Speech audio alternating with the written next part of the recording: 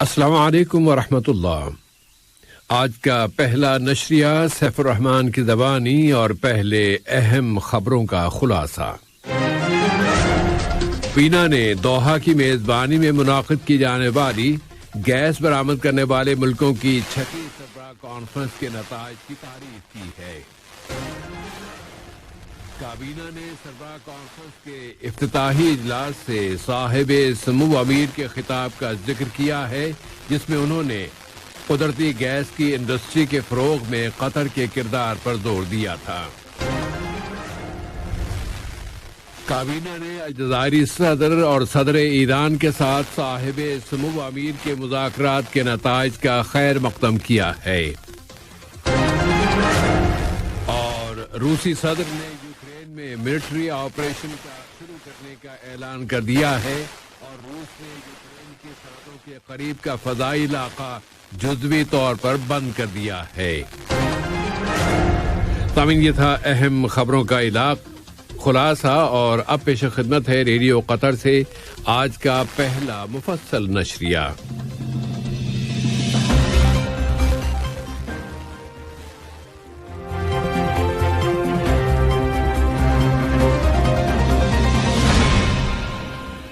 بسم اللہ الرحمن الرحیم۔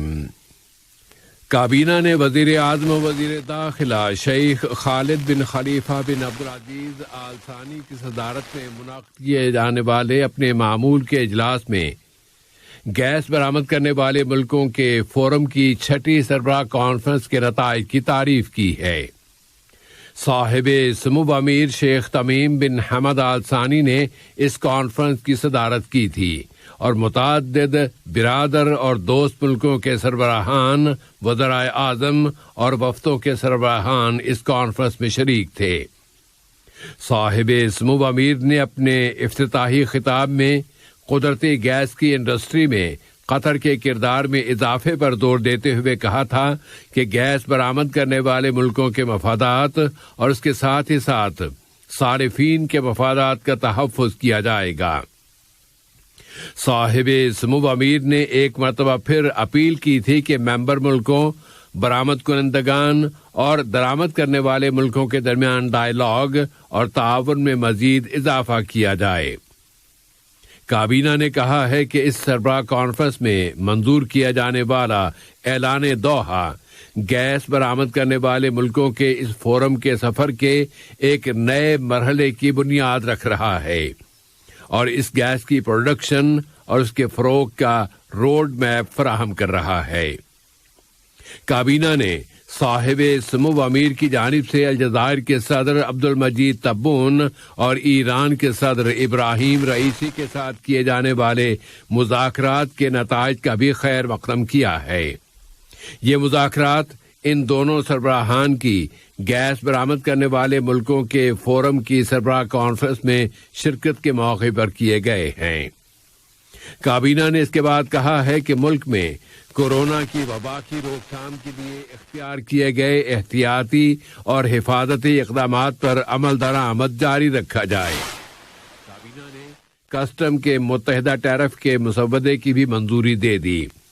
اس نے ترک خبررساں ایجنسی انادول اور قطر نیوز ایجنسی کے درمیان تعاون اور خبروں کے تبادلے پر مشتمل سمجھوتے کی منظوری کے لیے ضروری اقدامات کرنے کی بھی منظوری دی ہے۔ اسی طرح کابینہ نے قطر اور مشرقی اوروگوائے کے درمیان ڈپلومیٹک، خصوصی، سرکاری اور عام پاسپورٹوں پر ویزے کی حصول کی پابندی دو طرفہ طور پر ختم کرنے کے سمجھوتے کی بھی منظوری دے دی ہے۔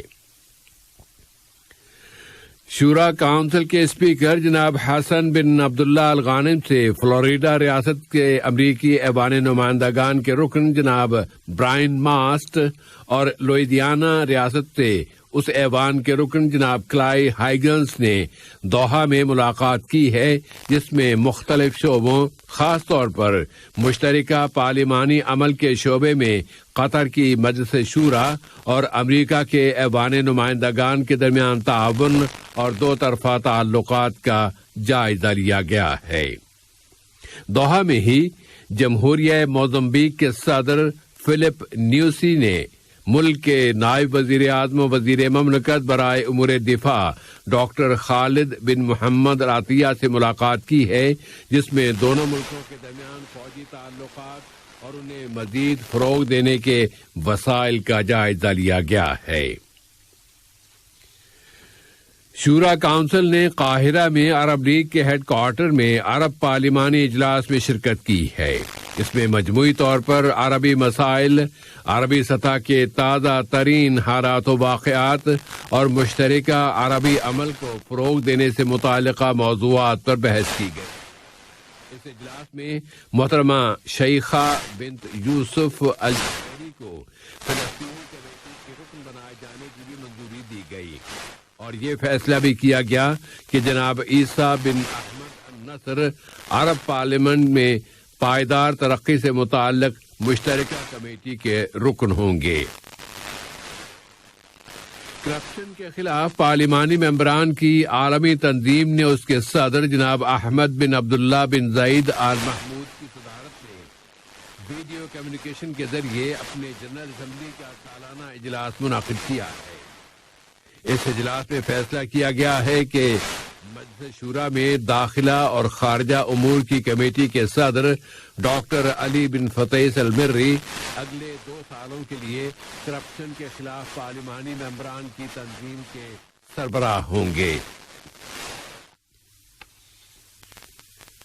سانٹ ونسنٹ اینڈ گریناڈین کے وزیر اعظم جناب رالف گونزالویس ملک کے دورے پر دوحہ پہنچ گئے ہیں۔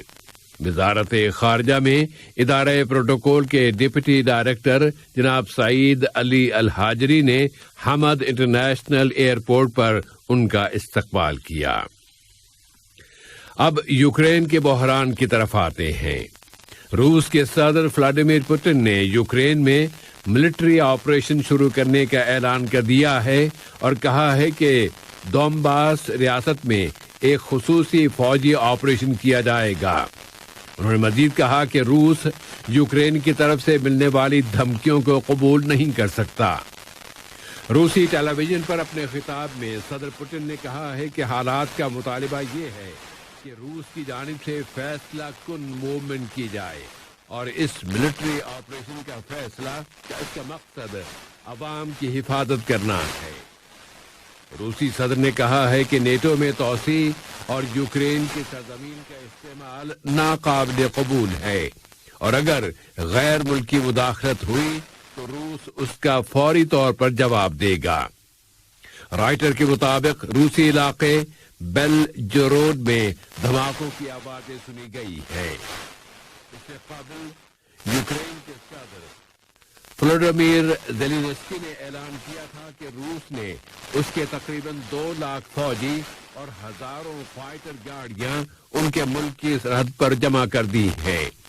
اپنے معمول سے ہٹ کر روسی زبان میں کی گئی اپنی تقریر میں یوکرینی صدر نے کہا کہ روس کی جانب سے یوکرین پر چڑھائی عنقریب شروع ہو سکتی ہے، جس کا مطلب یہ ہے کہ روس اگلے چند روز میں بر اعظم یورپ میں ایک بڑی جنگ چھیڑنے والا ہے۔ انہوں نے کہا کہ میں نے اپنے روسی ہم منصب ولادیمیر پوٹن کے ساتھ ٹیلی فون پر بات کرنے کی کوشش کی ہے، لیکن یہ کوششیں ناکام ہو گئی ہیں۔ ادھر امریکی وزیر خارجہ اینتھونی بلنکن نے بھی اس خیال کا اظہار کیا تھا کہ روس بہت جلد یوکرین پر چڑھائی کر دے گا۔ انہوں نے کہا تھا کہ ہر شے مکمل طور پر تیار کر لی گئی ہے تاکہ روس یوکرین پر اپنی بڑی جارحیت شروع کر دے۔ انہوں نے کہا کہ وہ اب بھی یہ سمجھتے ہیں کہ بڑی جارحیت سے بچنے کا موقع موجود ہے۔ ایک اور امپروومنٹ یہ ہوئی ہے کہ روس نے یوکرین کے سرحد کے مشرق میں واقع علاقے روسٹوف میں اپنا فضائی علاقہ جزوی طور پر بند کر دیا ہے اور کہا ہے کہ اس کا مقصد سول پروازوں کو سیکیورٹی فراہم کرنا ہے۔ اس دوران میں پائلٹوں سے کہہ دیا گیا ہے کہ یوکرین کی فضاؤں میں سول پروازوں پر پابندی عائد ہوں گی، جس کی وجہ شہری ہوابازی کے لیے ممکنہ خطرات ہیں۔ دوسری جانب امریکی پابندیوں کے بعد یورپی یونین نے بھی روس کے متعدد اعلیٰ اہلکاروں پر پابندیاں عائد کر دی ہیں۔ ان اہلکاروں میں روس کے وزیر دفاع سرگی شوئیگو اور وزیر اقتصادیات میکسم ویشیٹنکوف بھی شامل ہیں۔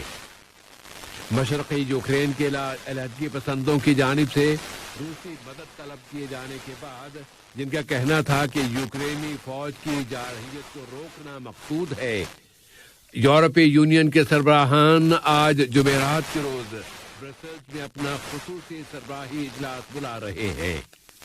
اسی طرح بڑے صنعتی ملکوں کے گروپ 7 کے رہنما بھی آج انٹرنیٹ کے ذریعے اپنا اجلاس منعقد کر رہے ہیں۔ پھر سلامتی کونسل نے بھی یوکرینی بحران پر بحث کے لیے اپنا ہنگامی اجلاس منعقد کیا ہے۔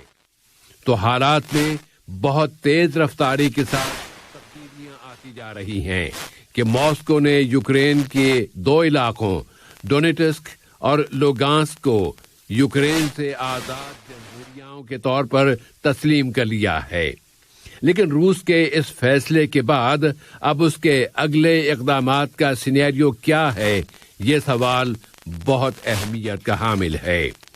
روس نے یوکرین میں اپنے تمام سفارتی دفاتر سے اپنے ملازمین کا انخلاء شروع کر دیا تھا، لیکن اس کے ساتھ ہی روس کے صدر ولادیمیر پوٹن نے کہا ہے کہ ان کا ملک یوکرین کے بحران کو سفارتی ذریعوں سے حل کرنے کے لیے تیار ہے۔ البتہ انہوں نے یہ بھی کہہ دیا ہے کہ روس کی سیکیورٹی اور اس کے قومی مفادات کو دوسری ہر شے پر برتری حاصل ہوگی۔ ریڈیو قطر سے نشر کی جا رہی ہے۔ شام میں وہاں کے دارالحکومت دمشق کے قریب اسرائیلی میزائل کے ایک حملے میں 3 فوجی جاں بحق اور مالی نقصانات بھی ہوئے ہیں۔ شام کے سرکاری ٹیلی ویژن نے کہا ہے کہ شامی ایئر ڈیفنس نے دارالحکومت دمشق اور اس کے نواحی علاقوں میں اسرائیلی جارحیت کا مقابلہ کیا ہے۔ اب ایران کے ایٹمی مسئلے کی طرف آتے ہیں۔ ایران کے وزیر خارجہ حسین امیر عبداللہیان نے اعلان کیا ہے کہ سن 2015 میں طے پانے والے سمجھوتے کو دوبارہ زندہ کرنے کی غرض سے بڑی طاقتوں کے ساتھ ہونے والے مذاکرات اب نازک مرحلے تک پہنچ گئے ہیں، لیکن اب بھی کئی ایک اہم مسائل حل ہونا باقی ہیں۔ انہوں نے ویانا مذاکرات کے بارے میں امید افزا خیالات کا اظہار کیا ہے۔ اس سے قبل ایران نے مغربی طاقتوں سے کہا تھا کہ وہ ویانا مذاکرات میں حقیقت پسندی اپنائیں اور کہا تھا کہ اس کے مذاکرات کار صلاح و مشورے کے لیے تہران واپس آئیں گے۔ اور آج کے اس نشریے کی آخری خبر یہ ہے کہ سابق امریکی صدر ڈونلڈ ٹرمپ نے 1 سال سے بھی زیادہ عرصہ پہلے معروف سوشل میڈیا کو استعمال نہ کرنے کا اعلان کر دیا تھا، تو اب انہوں نے سوشل میڈیا کا ایک نیا پلیٹ فارم لانچ کر دیا ہے جسے انہوں نے ٹروتھ سوشل کا نام دیا ہے، جو پہلے مرحلے میں امریکہ کے اندر ایپل سٹور سے شروع کیا گیا ہے۔ اور اخباری رپورٹوں کے مطابق ٹروتھ سوشل کو ڈاؤن لوڈ کرنے اور اس میں رجسٹریشن کرانے میں بہت مشکلات پیش آ رہی ہیں۔ آج کا یہ نشریہ ختم ہونے سے قبل اہم خبروں کا خلاصہ ایک مرتبہ پھر سماعت فرما لیجیے۔ کابینہ نے دوحہ کی میزبانی میں منعقد کی جانے والی گیس برآمد کرنے والے ملکوں کی 6ٹی سربراہ کانفرنس کے نتائج کی تعریف کی ہے۔ کابینہ نے سربراہ کانفرنس کے افتتاحی اجلاس سے صاحب سمو امیر کے خطاب کا ذکر کیا ہے، جس میں انہوں نے قدرتی گیس کی انڈسٹری کے فروغ میں قطر کے کردار پر زور دیا تھا۔ کابینہ نے الجزائری صدر اور صدر ایران کے ساتھ صاحب سمو امیر کے مذاکرات کے نتائج کا خیر مقدم کیا ہے۔ اور روسی صدر نے یوکرین میں ملٹری آپریشن شروع کرنے کا اعلان کر دیا ہے، اور روس نے یوکرین کی سرحدوں کے قریب کا فضائی علاقہ جزوی طور پر بند کر دیا ہے۔ ریڈیو قطر سے آج کا پہلا نشریہ اپنے اختتام کو پہنچا. فی امان اللہ. ہمارا دوسرا بلیٹن شام 7:30 بجے پیش کیا جائے.